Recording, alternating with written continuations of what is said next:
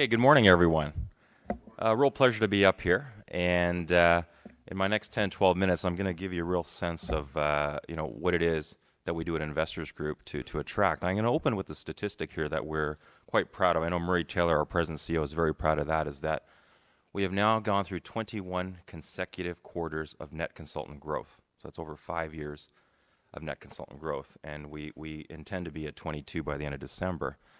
The other real great statistic here is in the past year, while the industry has gone through about a 21% redemption rate, Investors has gone through about a 7 to 8% redemption rate, which is actually one of the lowest in the last 10 years. So there's a reason for that. And what I want to do is share with you some of those attractors. And I think first of all, the Investors Group model and platform is we draw on people for the whole aspect of holistic planning. It's the opportunity, it's the training, it's the support, it's the culture, it's the compensation, it's the entrepreneurial feel that really attracts people. And we probably have three primary methods that are probably our most successful ways that our 95 region offices attract people. One is consultant referrals. This is by far the most critical thing. In fact, there's a culture of referrals that occurs in each office.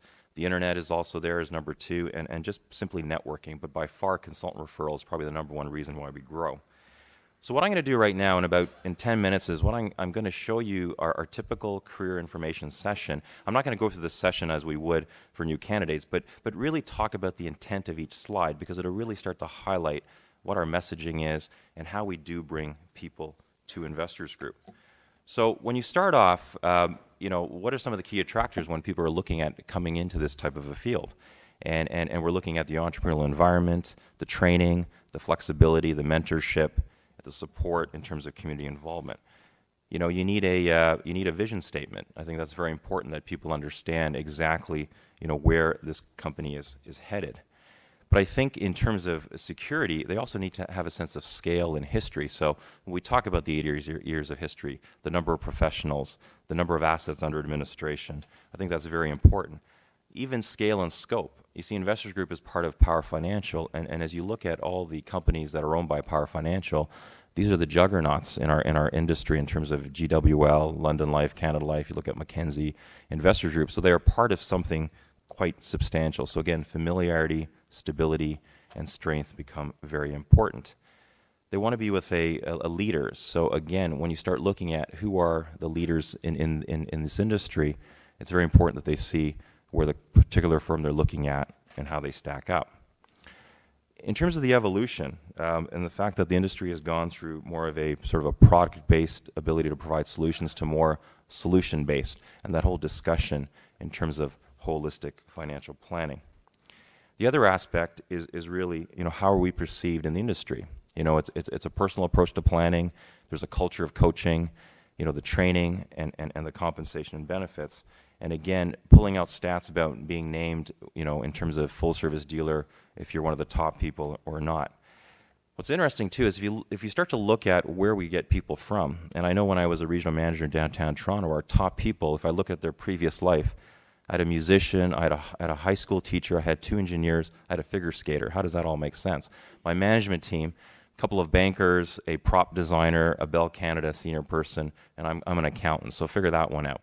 So again, you can see how you can draw people from various careers, but it's more about the attributes that they possess. When you start looking at statistics too and the demographics, so we really want to share what are the opportunities out there. And there's so much of a shift in terms of generation wealth that's taking place.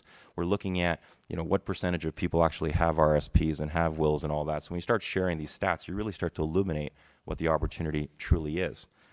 We even look at this past year in terms of the volatile market and what are people's preferences. And they really want to deal with an advisor that has access to a holistic planning model. So that comes out clear. We start looking at the career opportunity and really, what is the demand? What is the need in terms of just financial planning? So again, when you pull out stats from Career Builder and what have you, portraying that this is still one of the top 10 places to be, and it's been that way for 20, 25 years, I think that really highlights the demand and the need. You start getting into compensation and, the ability to determine your own destiny, the ability to have the best of all worlds in terms of being, the best of being a franchise owner, an employee, and a sole proprietor is something that you get out of this. The fact that, you can not only get transaction income, but residual income is very important. And also just simply the ability that you can actually sell your business afterwards as part of our model. And it's kind of fascinating because we look at the average age. I know in Investors Group, 38% of the assets are held with individuals that are over the age of 50, and 25% of the assets are held with individuals over the age of 60. So this is becoming very important that we have a way to facilitate those assets moving on to the next generation. So that becomes a strong feature as well. You share guiding principles as a firm. I think that's very important. And so this slide